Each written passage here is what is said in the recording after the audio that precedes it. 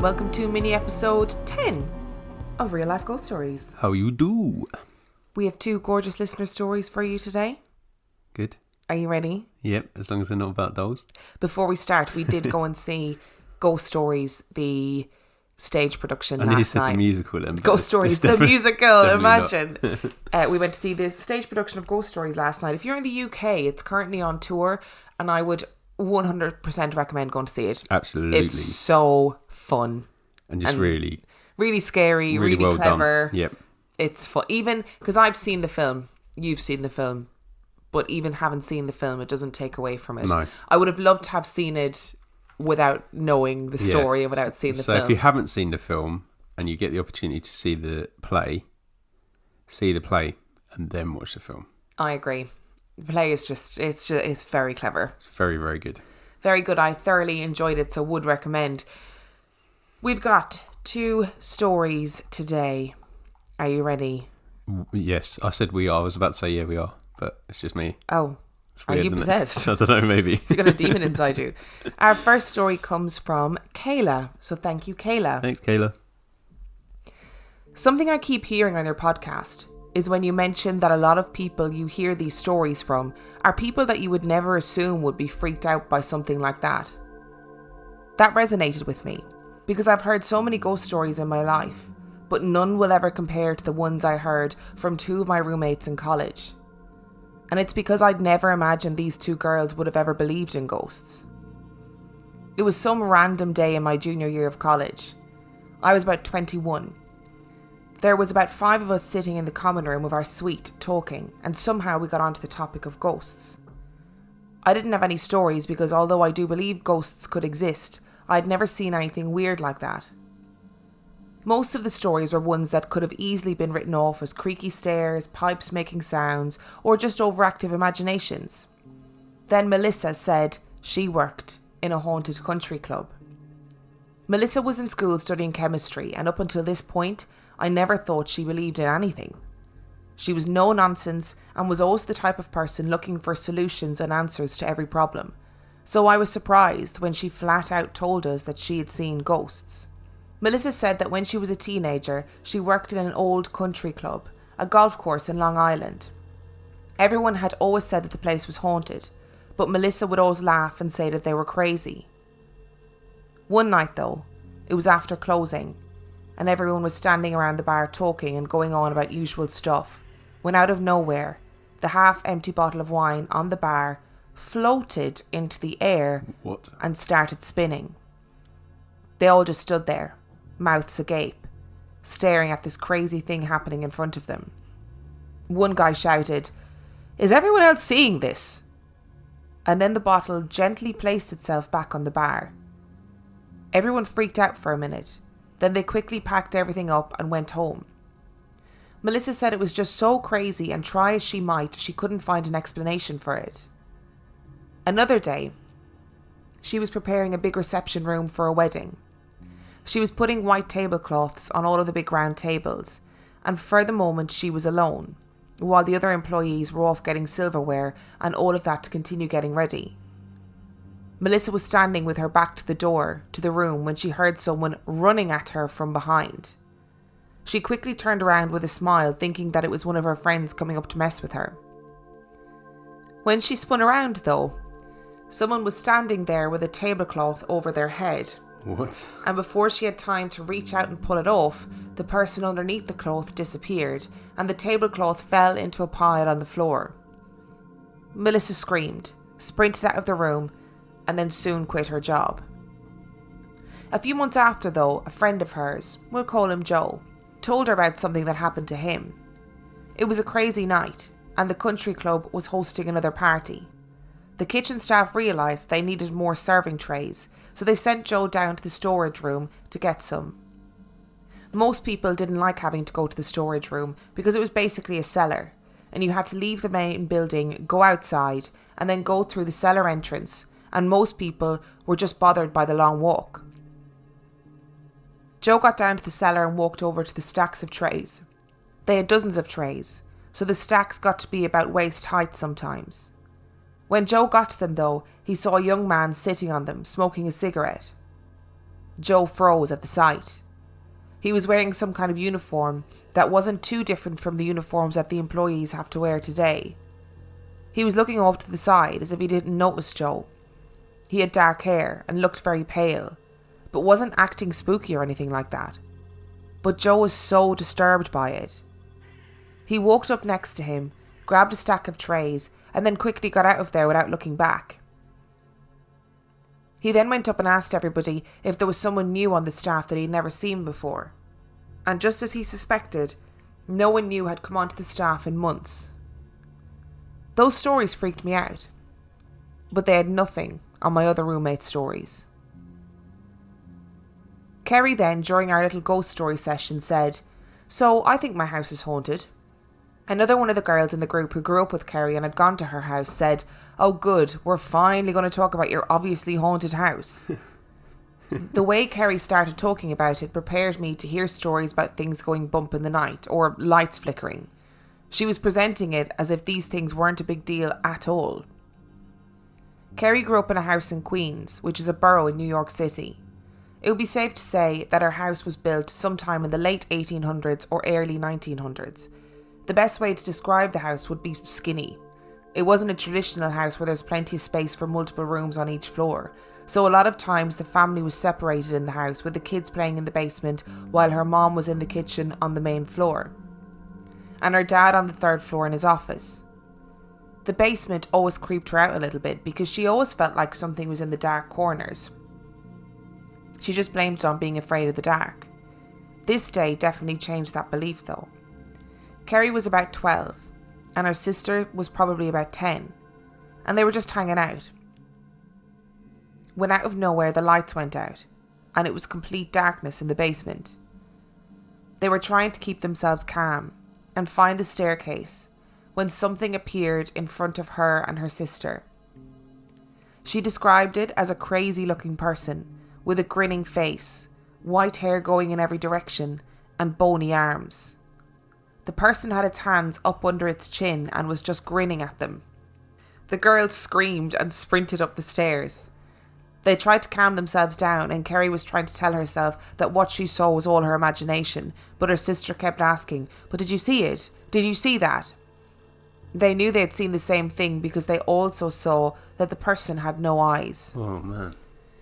Kerry said that most of her life she'd walk into a room confused, thinking that her parents had called her in there, only to find out that her parents were in a completely different part of the house. Or they weren't at home at all. Get out. Get out. Get out. Get out. Yeah, I know the listeners can't see me, but when I get really stressed reading stories, I do this weird flailing thing with my arms. You flap like a giant bird. And it's totally, I've only really noticed it recently. It just, I get so pinprickly that I need to do something with my arms. Get those prickles out. What did you just say? I said get those prickles out, but then I listened to myself and I was like, that sounds I don't know if that works. Yeah. That was not enjoyable. Neither of those stories were enjoyable. Imagine a ghost dressing up as a ghost. I mean, that is fucking Inception shit. That is very, what do they call it in action circles? Like meta. Yeah, yeah. That is like serious. But that would have freaked me out. Like, it's good. That's in a film, isn't it? I mean, it's a Yeah. kind of a horror story trope or Yeah. horror film trope that the sheet that disappears. Yeah. Well, the sheet doesn't disappear. Whatever's under the sheet disappears. The sheet doesn't disappear. That's not true. Yeah. That's a falsity. And whatever the fuck that was in the basement. Imagine it with his head on his hands. Hi. Oh, I don't like it. I Can't don't even like see you. It hasn't got any eyes. creatures. Ooh. Yes, but as Event Horizon taught us, where Where we're we're going, you don't need eyes to see. Oh, God. I would be leaving that house. I would be not working in that country club anymore. I'll be burning that country club down. That's it. That's all you need. Imagine that guy, though. He goes down into the basement, sees a ghost, and he just collects what he needs from next to the ghost and then leaves. Like, that's so Probably bizarre. the best way of doing it, to be fair. So strange. Yeah. What is it about creatures that have no eyes? Like ghosts that have no eyes? I don't get it. It's that same thing again that I'm going to use every podcast from now on. Uncanny Valley. Yeah. That's going to be our new quote. Somebody needs to add it to the bingo board. New infrasound. Yeah. Yeah. It's weird though, isn't it? It's just a weird thought, a weird thing to imagine. Oh, it's the long bony arms and the face in its hands. I can see it in my mind's eye, and I'm not a fan. Do you know what I also love about this story? It's how casual the teller was. Oh yeah, it might be haunted. It's not really a bump in the night story, is it? No, it's not really like things flying off the counter. And the thing is, you know the poltergeist bit in the first story where because usually when you talk about poltergeists, it like things fly off the counter, things smash or whatever. This was something just levitating in the air and spinning around. I imagined it wasn't this at all because it was a wine bottle, I think, but I imagined it like the ghost swilling the wine. Like a brandy glass. Yeah, and then put it back on the counter. Maybe it was just a really fancy ghost. Yeah. Fancy ass ghost. And the fact that multiple people saw it and were watching it. Are you ready for another story? Yes. If you can hear voices in the background of this recording... Yeah, well, it's not a haunting. We don't usually record at this time, and both families on either side of our houses are really active right now, which is inconvenient if you're listening. Shh. Stop doing life stuff. We're trying to record a podcast. I need to start posting times into their letterbox. We'll be recording at this time. What we do is, you eat loads of eggs. Yeah. So we'll just start sticking the egg cartons on the wall. Oh, to soundproof it. Yeah. That'd be really weird if our landlord came around. Yeah. We'd be thinking we're having some sort of collective psychotic break. If we do the first set of egg cartons in the letting agent's name, just spelling out his name. Imagine. And then we're just filling the gaps around it after. Stuart, we're coming for you. Our second story comes from Jules. Okay. Are you ready? Yeah. June 2015. I was married at the time all of these events took place and was just breaking up with my partner as this occurred. I'd been away in Canberra, Australia's capital territory with my sister, visiting the wineries and trying to sink my heavy heart in a million wines while going through the worst breakup of my life. I was away for a week. Came home to the never-ending dramas of my life I'd left behind for the week back to my house in Victoria, Australia. Needless to say, after lots of fighting, I told him I was done and moved into my parents' house across town. I'd packed what I could and left in a hurry, seemingly wanting it not to be over, but took the essentials. The next day I was back at work. I was a store manager of a pharmacy store inside a large shopping centre, or mall for lack of a better word. The store was quite pokey and had 5 aisles, 3 registers, and at the back of the store, to the right, was a little office and storeroom, and to the left an access door that we both entered and exited from each night as we set the alarm. Anyway, so I was back at work. After a very busy, quite shite day, nursing a bullshit hangover from the week previous, I was locking up, counting the safe, putting the day's takings away, etc. I had just let all of the workers outside the door and had to count the safe before I could leave. Dad rang to tell me happy birthday and hurry up and get home so I can get my presents, and I hung up saying I'd be lickety-split. Straight after this, I heard one of the girls, who I thought had left, call my name. Jules. I swung around in my office and walked out onto the shop floor, replying hello, which, for some stupid reason, like every great horror movie, I had turned off the lights and stupidly not turned them back on whilst walking out. There was no answer. I thought maybe I'd heard someone in the busy shopping centre, so turned on my heel to go back to the office. Jules! Louder now, I heard the call again. I swung back around thinking maybe my assistant manager was playing a trick on me, hiding in one of the aisles, as she was known to hide in things like the cardboard crusher and Scare You. I looked down all the aisles. No one. I checked the cameras. No one. I ended up standing in the shampoo aisle, scratching my skull. 2 shampoo bottles fell on the floor with force at this very moment, and I died a little on the inside. Now, I'm sure you're thinking, right, you overfilled the shampoo bottles on the shelf and one fell over, big deal. There were only 2 bottles on this particular shelf, and they were now lying on the floor. I quickly went back to the office, slammed the safe shut, set the alarm, and scuttled out of there as quickly as possible. Fast forward 2 days. I had a habit, as now I was living with my mum and dad, the food was free and delicious, that I'd pop home for lunch. This day I hadn't been home.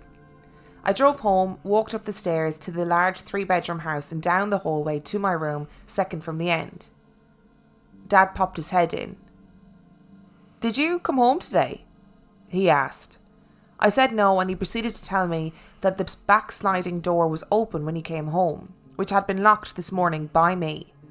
It is just down the hall from my room, and he heard someone in my room to the point that he grabbed a knife out of the kitchen block and went down there. When he got to my door, it was closed, which is never possible for me as I always leave it open. He swung it open, but everything seemed normal.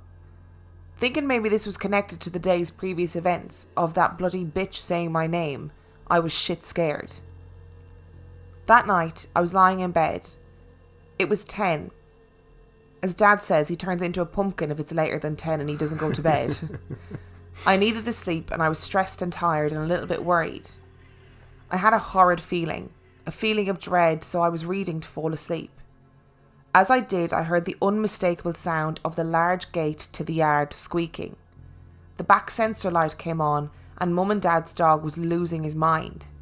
I shot up in bed and looked outside to see a dark figure at my window. Oh, get out. No features, just dark. I screamed hella loud and Dad came running down in his jocks and checked outside and inside. Nothing. Freaking out, but of course, nothing. The weekend was 2 days later, and after a pretty shocking week, I was sitting in the lounge room with my younger brother. The lounge had a glass and wood heavy sliding door that blocked off the corridor and noise. It was open. My brother and I were talking, him telling me quite enthusiastically why Tinder is amazing and his latest conquests. We were laughing. I had my body pointed towards the heavy door. My brother has his back to it. As we laughed, the heavy door slammed into the wood door frame, shutting off the hallway completely. We both jumped. Sunday, my day off, and I get a call from work. My beauty therapist is in a fit of fear. Once I calm her down, I ask her what happened. She said she was doing some orders on my computer in the office alone. No one was around, they were all on the shop floor working. She felt a whisper in her ear saying her name. She turned around thinking it was one of the other employees. No one. She checked the camera footage. No one. She asked everyone, and no one knew anything about it. I had not told her what happened to me on the nights previous, and I was so afraid. I went back to work on Monday. I spoke with my beauty therapist and my assistant manager, and I told them my story. My assistant manager told me that she took nothing from the old shop with her when they moved stores except photos. I had no idea what this meant, so she explained. In the old shop, it was a standalone store on a busy street, no complex around. She said it was in a very old building with an upstairs. It was reported that a lady had died upstairs due to fire. They would often see her in the windows, have things like cupboards that you would normally open, not be able to open, and various other spooky things going on. The year previous to me starting at this store, the old store had burnt down. The fire supposedly started in the room where the woman had died. Fast forward 2 months. I was working and living in Melbourne and I got a promotion. A new store. I smelled smoke in my office and saw it billowing out of the roof. My team also saw it and we evacuated. The fire brigade came. No source of the fire could be found. No faults, no wiring, just a small fire. I don't know what I believe. My dad thinks I manifest things when I'm stressed, much like the teenage girl and the poltergeist theory. But I'm not so convinced. Oh my gosh. As if you needed that with all the other stuff going on. I know, right? Sometimes I hate our listeners. I feel very unsettled now. I just think someone calling your name and it not being them, it's just such a scary concept, I think. Yeah, because it's so personal. Yeah. It's not like a random thing falling over or a shampoo bottle falling off a shelf. Those things you can rationalise. With somebody calling your name, and not just once, twice. Yeah, and to 2 different people as well. Oh, I don't like it. Because you've got that exploding head thing, haven't you? Yeah. But that only happens when I'm falling asleep. Like, that doesn't happen. Oh, okay.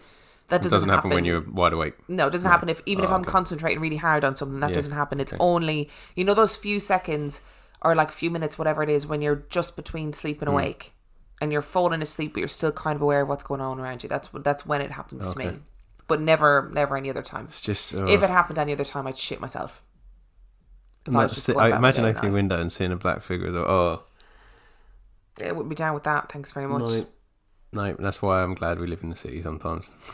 Because if we opened the window and saw a figure, you'd just be like, don't try and break into my house. Yeah. I'll fucking kill you. And it's also really well illuminated, isn't it? Like, it's not dark. It is. It's not dark outside at all. Hence why I can't sleep. But it's not dark at all. So you open the window and you're looking onto a lit street. I mean, it would be scary if it was all black. But we're also on the second floor, so it'd be really tall as well. It'd be really scary. Actually, it'd be really scary. Yeah, it'd be absolutely horrific if we opened the window and there's a black shadow outside our bedroom window on the second floor. But there's no doubt about it, is there? Not like it would be that. It would be freaky. Like there's not. You couldn't question it. You'd just be like. I never told you this, but I woke up the other night. No, I don't know if I want to know this. No, it's not a scary thing. Okay. Don't worry. I woke up. I did this to my mum as well. So I was in Portugal with my mum, and I was sharing a bed with her. And I remember waking up or kind of being like semi-awake in the night, and she was leaning over me because she was leaning over to like turn the light off or something, and I could just see the shadow leaning over me, and I can remember going and hiding under the covers. Yeah.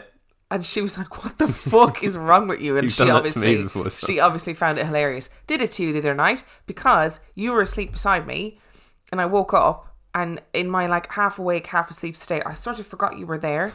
And you were kind of like underneath the covers. So all I could see was your forehead. And your forehead was really pale. And it absolutely, like, I thought, what the fuck is that beside me? Freaked out for about 3 seconds. Then I was like, oh yeah, it's my husband. But you've done that to me before as well, when I'm leaning over to turn whatever video you're watching to fall asleep off so that I can go to sleep.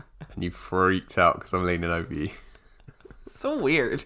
Like, what happens in my head at night time? I don't want to know. Yeah, but there's so many scary things in Jules' story, actually. Persistent. It's just all the scary things. I do reckon, though, that when you're in a state, you're more vulnerable to things. Like when you're really anxious. Yeah. I think so too. When you're at a point in your life where you have like consistent worries or stress, I think you're more susceptible to either interpreting things differently or experiencing things in a certain way. Definitely. I like the sound of her dad, though. He sounds cool. Yeah, he does. He sounds a bit hardcore and I enjoy it. Well, I like the fact that he turns into a pumpkin after 10. That's a good little That's a very me energy. So if you've enjoyed this week's listener episode, you can find us on Instagram at Real Life Ghost Stories. You can find Dan on Instagram at 50p Movie Club. You can find us on Twitter at Real Ghost Pod. You can find us on Facebook, Real Life Ghost Stories Podcast, and you can join our super secret Facebook group, which is RLGS Supergroup, and the password is Emma and Dan. You can send your stories to Real Life Ghost Stories Podcast at gmail.com, and you can also support us on Patreon. That is patreon.com/Real Life Ghost Stories. The link is in the description. And to buy our merch, the link is in the description for this episode too. The link is in the description. My Irish accent makes THs followed by a D word really difficult. Okay. So I'm sorry. Sorry for bullying you. Yeah, well, that's just what I have to live with. Sorry. And on that note, we shall see you next week. Bye.